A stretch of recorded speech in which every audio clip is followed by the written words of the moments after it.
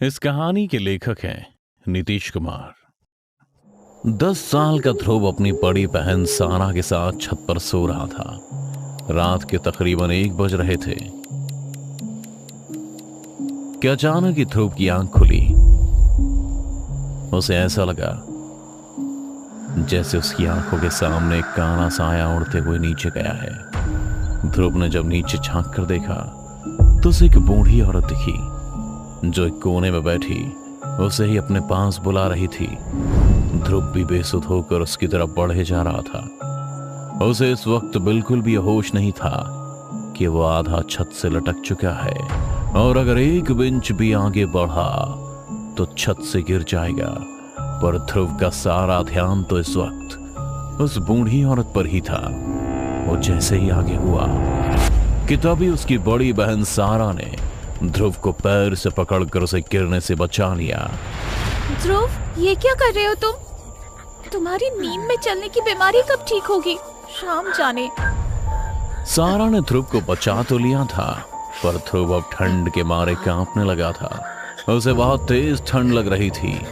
सारा ने जब ध्रुव का माथा छुआ तो उसे बहुत तेज बुखार था। सारा तुरंत ही ध्रुव को अपनी गोद में उठा नीचे कमरे में ले आई और घर में रखी हल्की फुल्की बुखार की दवा दे दी। उस रात तो ध्रुव चैन से सो गया पर सुबह होते ही ध्रुव का बदन बुखार से तपने लगा था। अगले दिन भी सारा ने ध्रुव को बुखार की दवाई देकर उसे सुला दिया पर बुखार कम होने का नाम ही नहीं ले रहा था। बुखार उतरने के इंतजार में अब शाम हो गई थी। जब सारा को बात समझ नहीं आई तो वो ध्रुव को सीधा डॉक्टर के पास ले गई। इतना घबराने की बात नहीं है, मौसमी बुखार है हमारे पहलवान को, मैं कुछ दवाई लिख देता हूँ, इनसे जल्दी आराम मिल जाएगा, डोंट वरी। डॉक्टर की बात सुन सारा का मन कुछ पल के लिए संभल गया था। वो दवाइयां लेकर वापस घर आ गई थी। घर आकर उसने सोचा भी कि क्यों ना माँ पापा को फोन करके सब कुछ बता दे। पर 1 हफ्ते के लिए घूमने गए उनके माँ पापा को वो इतनी सी बात के लिए परेशान नहीं करना चाहती थी। आज पूरे 2 दिन हो गए थे लेकिन ध्रुव का बुखार कम होने का नाम ही नहीं ले रहा था। हालात इतने खराब हो चुके थे कि ध्रुव अब नींद में ही कुछ ना कुछ बड़बड़ाता रहता था। कभी चीखता तो कभी जोर जोर से रोने लगता। रात के करीब 1 बज रहे थे। ध्रुव का बुखार पूरी तरह से उतर चुका था। उसने जब आंख खोली तो सारा उसके पैर के पास ही सोई पड़ी थी। वो बिना अपनी दीदी को उठाए बिस्तर से नीचे उतरा ही था कि अचानक ही किसी ने ध्रुव का पैर पकड़ उसे पलंग से नीचे घसीट लिया। पलंग के नीचे जाते ही ध्रुव भी चीखने लगा था। वो दर्द से करा रहा था मगर उसकी चीख सारा तक पहुंच नहीं रही थी, मानो जैसे वो किसी और ही दुनिया में चला गया हो। अगली सुबह जब सारा की नींद खुली तो वो ध्रुव को बिस्तर पर ना पाकर बेचैन हो गई। उसने तुरंत ही पूरा घर छान मारा पर उसे ध्रुव का कहीं अता पता नहीं चला। उसका भी मन उदास हो गया, आंखें नम हो गईं कि तभी गौर से सुनने पर उसे किसी के ठंड में ठिठुरने की आवाज आई। सारा ने जब सिसकियों का पीछा किया तो उसे पलंग के नीचे ध्रुव ठंड से ठिठुरता दिखा। सारा तुरंत ही ध्रुव को अपनी गोद में उठा उसे गर्म कपड़ों से ढक देती है। तुम नीचे क्या कर रहे हो ध्रुव? तुम्हारी तबीयत कितनी खराब है फिर भी तुम मेरी एक नहीं सुनते। अगर तुमको कुछ हो जाता तो मैं माँ पापा को क्या जवाब देती? बोलो। सारा की बात सुन ध्रुव कुछ ना कुछ बड़बड़ाने लगा था पर सारा ने उसे नजरअंदाज कर उसकी बंद आंखों को खोला तो उसके होश उड़ गए। ध्रुव की आंखों में किसी बूढ़े औरत का साया नजर आ रहा था जिसकी उंगलियां ध्रुव की आंखों से बाहर आ रही थी। पर इससे पहले कि सारा पलंग से उतर किसी को मदद के लिए बुला पाती, पलंग हवा में उड़ने लगा और ध्रुव का शरीर बिस्तर पर अकड़ने लगा था, मानो जैसे कोई जानबूझकर एक एक कर ध्रुव के जिस्म की हड्डियां तोड़ रहा हो। सारा भी हड्डियों के टूटने की आवाज साफ साफ सुन रही थी पर इतने दर्द में होने के बाद भी ध्रुव जोर जोर से हंस रहा था। ध्रुव की डरावनी हंसी देखकर सारा का खून सूखने लगा था। उसे कुछ समझ नहीं आ रहा था कि ध्रुव के साथ ये सब क्या हो रहा है। तभी ध्रुव बिस्तर से उठ हवा में अपनी दीदी सारा के सामने आ गया था। बुला उसको, वरना मैं तेरे भाई को अभी के अभी खत्म कर दूंगी। ध्रुव ने चीखते हुए सारा से कहा था। अपने भाई का ये रूप देख सारा रोने लगी थी। उसने भी सिसकते हुए कहा, ध्रुव, ये तुमको क्या हो गया? होश में आओ ध्रुव। सारा डरते हुए ध्रुव को छूने जा रही थी। तभी ध्रुव ने अपने हाथ से एक मांस का लोथड़ा नोच सारा की तरफ फेंकते हुए कहा, बुलाती या नहीं, वरना इसी तरह तेरे भाई के टुकड़े करती जाऊंगी। ध्रुव का यह हाल देख सारा ने कहा, कौन हो तुम और किसको बुलाना चाहती हो? बुला अपनी माँ को, जिसने मेरा यह हाल किया है। मुझे उससे बात करनी है। ध्रुव के अंदर छिपे उस काले साए ने सारा से अब ये कहा ही था कि इतने में सारा और ध्रुव के माँ पापा आ गए। अब तू क्या लेने आई है? सब कुछ तो तुझे दे दिया था। ध्रुव की माँ ने आते ही उस काले साए से कहा। माँ की तरह कहते ही ध्रुव और पलंग पर बैठी सारा सब एक झटके में नीचे आ गए। सारा तो रोती हुई अपने माँ के गले लग गई, लेकिन ध्रुव जमीन पर गिरा कांप रहा था। माँ, ये सब क्या हो रहा है? ये ध्रुव को क्या हो गया था? कुछ तो बोलो माँ, क्या वो ठीक हो जाएगा? माँ के गले लग सारा ने सवालों की लड़ी लगा दी, पर सारा की माँ भी खामोशी थी। तब सारा के पिता ने ध्रुव को संभालते हुए कहा, कुमुद, शायद सही वक्त आ चुका है, अब सब कुछ सच बता दो। कैसा सच माँ? अपने पापा को कहते सुन सारा का मन उथल पुथल हो गया था, पर उसकी माँ की खामोशी अभी भी टूटी नहीं थी। सारा के बहुत कहने पर भी उसकी माँ ने कुछ नहीं कहा और खुद को एक कमरे में बंद कर लिया। अगले दिन डॉक्टर ने घर पर आकर ध्रुव का इलाज किया। तब पता चला कि डॉक्टर ने ही ध्रुव के माँ पापा को ध्रुव के बारे में बताया। ध्रुव की हालत अब पहले से ठीक हो गई थी। सब उसी की देखरेख में लगे थे और इसी चक्कर में कब रात हो गई किसी को पता नहीं चला। रात होते ही सबको अब डर सताने लगा था, पर इस बार सारा अकेली नहीं थी। उसके माँ पापा उसके साथ थे। रात के करीब 1 बज रहे थे और धीरे धीरे फिर से ध्रुव को बुखार आने लगा था।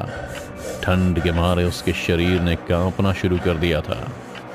तभी सारा ने ध्रुव की पलकों को हटाया और उसे फिर से उस बूढ़ी औरत का साया दिखा जो ध्रुव की आंखों से बाहर आना चाहती थी।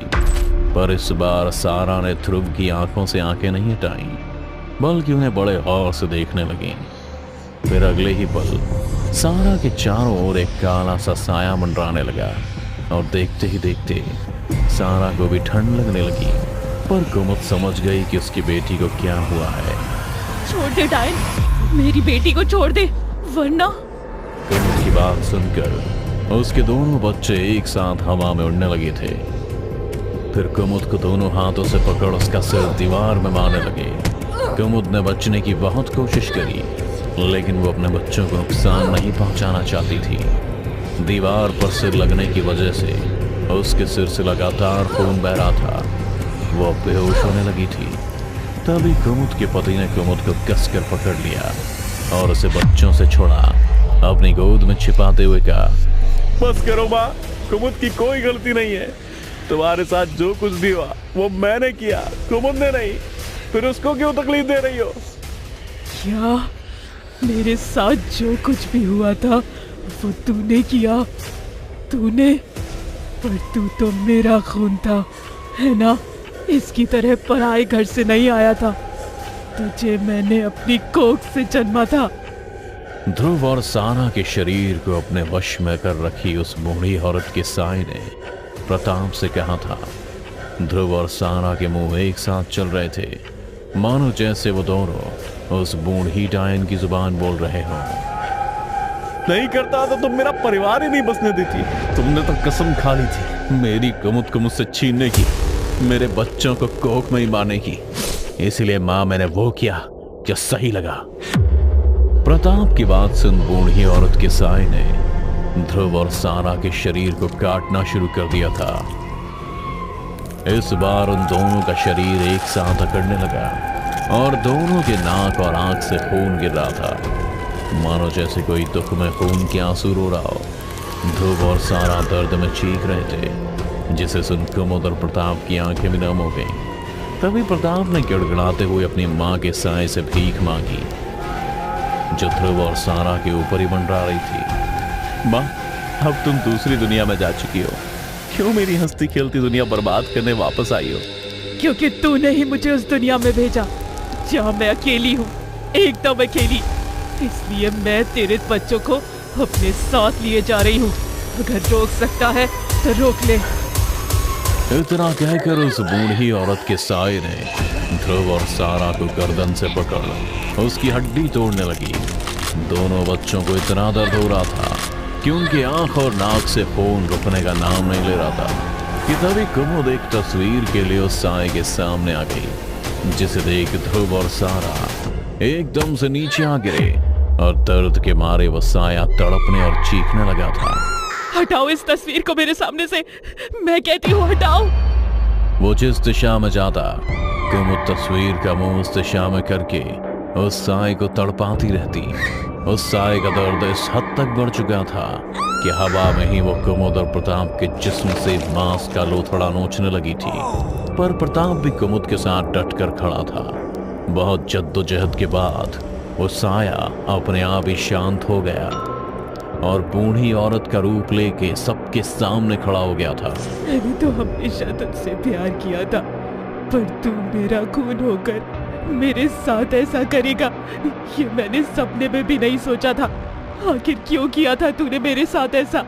क्यों अपनी माँ को इतनी बड़ी सजा दी? आखिर क्यों? अपनी माँ की दर्द भरी बात सुनकर प्रताप बोला, माँ, मैं जानता हूँ तुमने जो किया है वो भगवान भी नहीं कर सकता, लेकिन पापा के अत्याचार से बचने के लिए तुमने काले जादू का सहारा लिया, जिसमें तुम अंधी होती जा रही थी।